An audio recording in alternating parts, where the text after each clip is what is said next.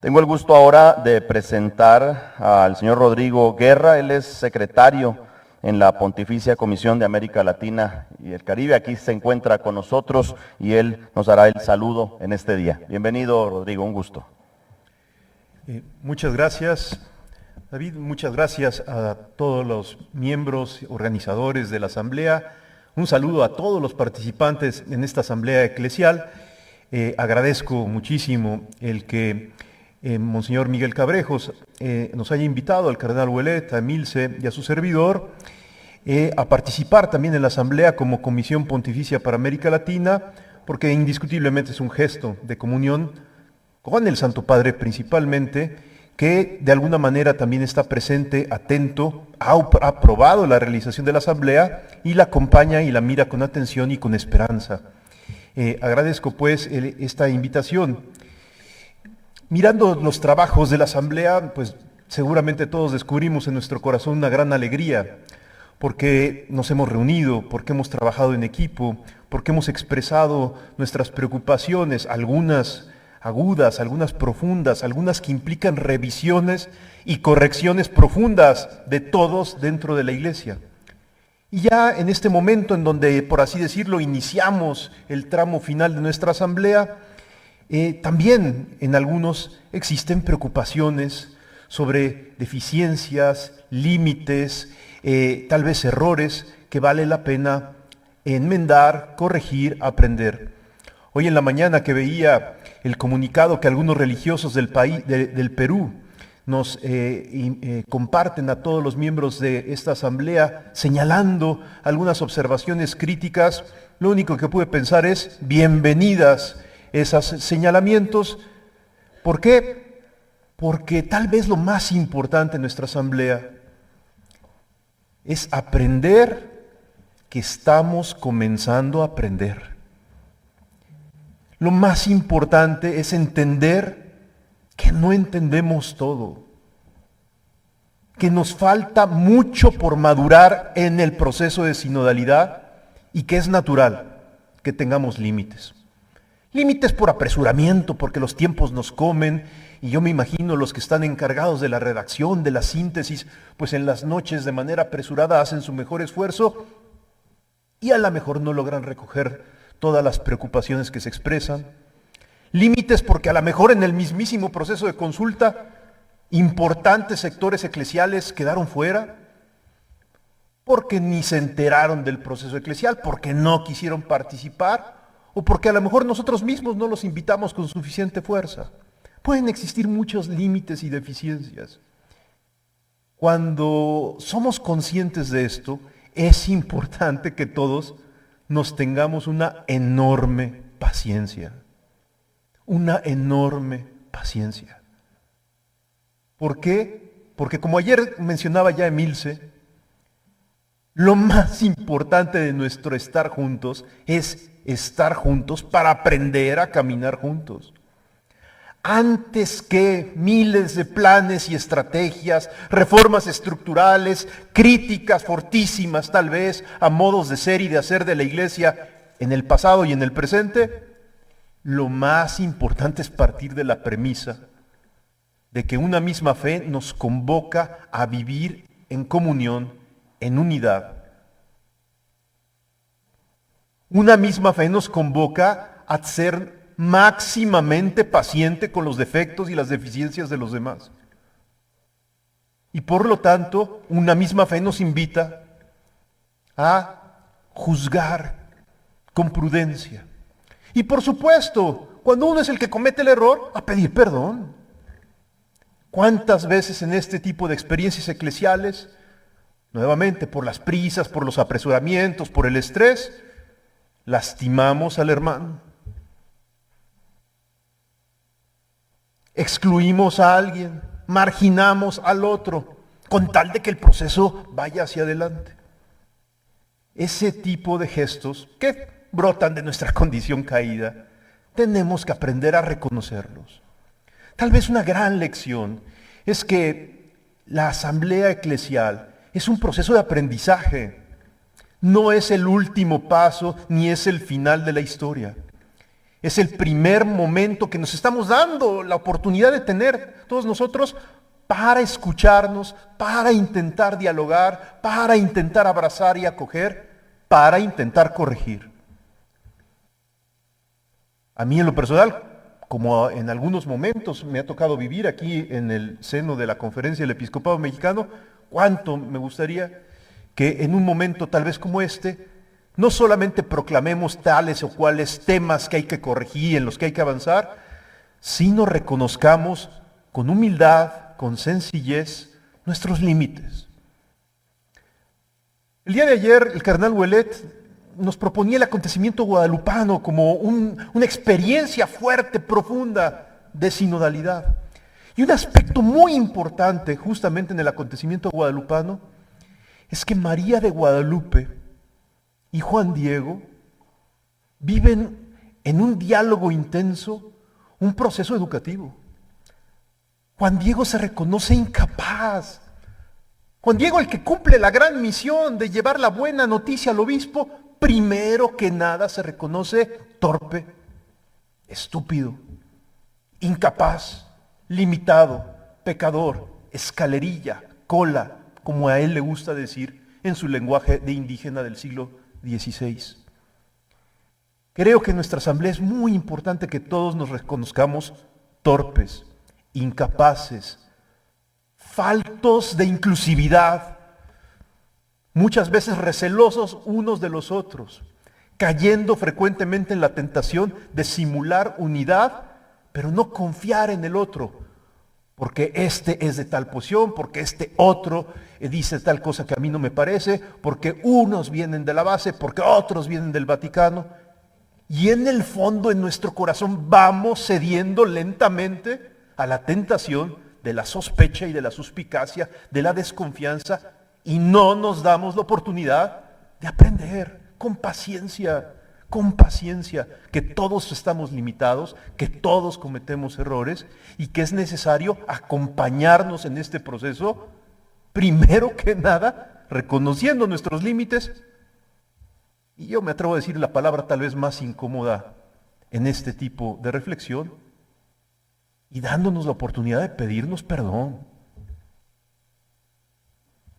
por las telarañas que tenemos en la cabeza, por las mezquindades que habitan en el corazón, porque muchas veces estos procesos son altamente esperanzadores si parten de la humildad y de la petición de perdón mutua de todos nosotros, en donde a lo mejor mi juicio es demasiado precipitado, en donde a lo mejor mi intolerancia ha evitado que alguien participe, en donde a lo mejor yo mismo por cansancio ya no hago mi mejor esfuerzo por ser paciente y caritativo.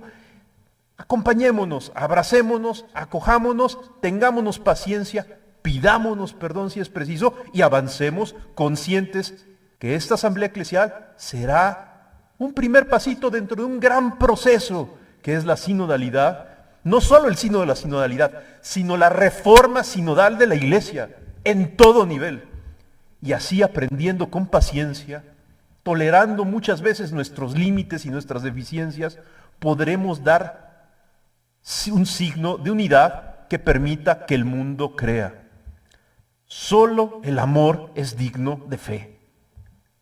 Solo el amor es digno de fe. La gente empieza a sospechar que el Dios cristiano es verdadero, no cuando escucha un silogismo teológico perfectamente eslabonado en un solemne libro de dogmática de 2000 páginas, sino cuando vive la experiencia de que el amor, aún entre los más diversos, aún entre los más opuestos, que la experiencia del perdón y de la reconciliación se da empíricamente.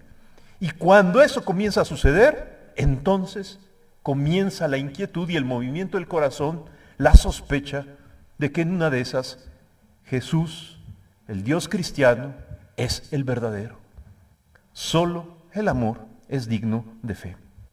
El Papa Francisco, cuando ha invitado al CELAM a escuchar sus propuestas y ha visto con gran alegría la realización de esta asamblea, ha pedido justamente que sea una asamblea para impulsar a Aparecida, para tocar los temas pendientes.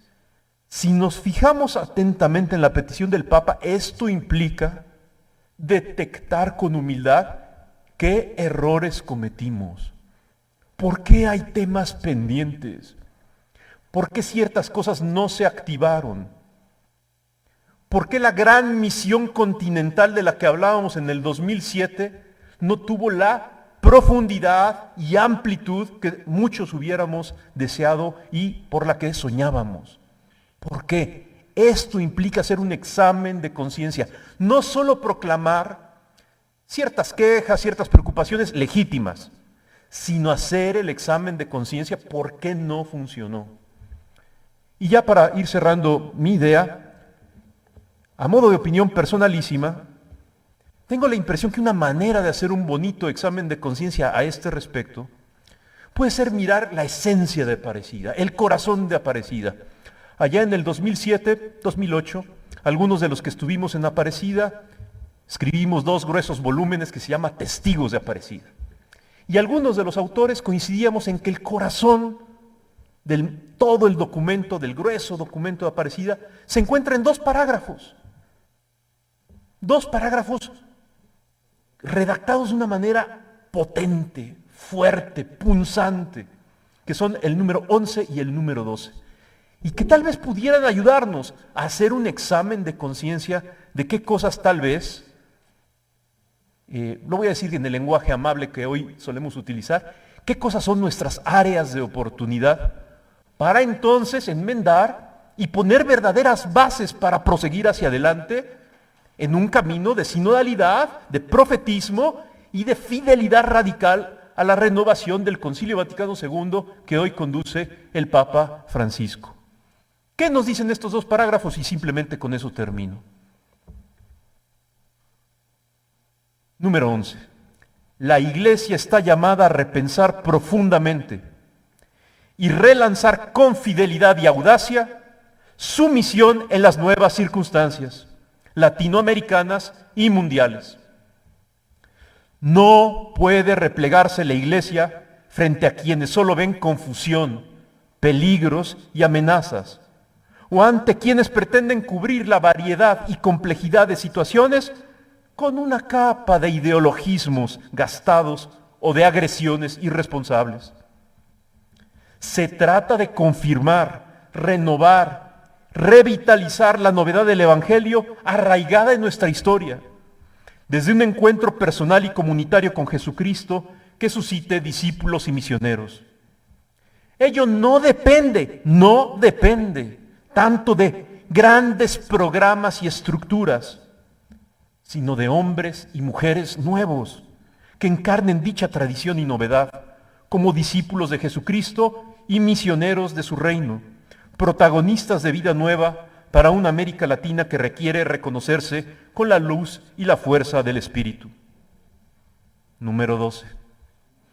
No resistiría a los embates del tiempo una fe católica reducida a bagaje, a elenco de algunas normas y prohibiciones, a prácticas de devoción fragmentadas, a adhesiones selectivas y parciales de las verdades de la fe, a una participación ocasional en algunos sacramentos, a la repetición de principios doctrinales, a moralismos blandos o crispados, que no convierten la vida de los bautizados.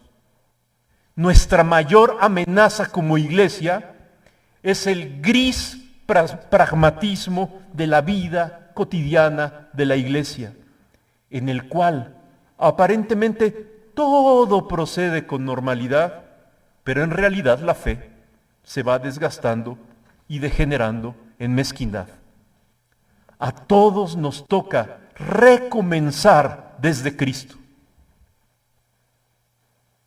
reconociendo que no se comienza a ser cristiano por una decisión ética o por una gran idea, sino por el encuentro con un acontecimiento, con una persona que da un nuevo horizonte a la vida y con ello una orientación decisiva. Fin de la cita. Con estas palabras, los obispos latinoamericanos en Aparecida señalaban justamente algunos de los puntos más álgidos que están atorando nuestros procesos eclesiales, que están atorando nuestro testimonio de fe elocuente y contundente. Me parece que hoy puede ser oportuno revisarlos, para entonces descubrir, primero que nada, en primera persona, que yo soy el moralista, que yo soy el que a veces reduce la irreductible persona de Jesucristo a un conjunto de valores correctísimos, pero sin misericordia, sin caridad, sin inclusión, sin paciencia, sin fidelidad a la sede de Pedro y tantas otras tentaciones que continuamente suceden en el acontecer de la vida eclesial y hoy, por cierto, muchas de ellas visibles en las redes sociales.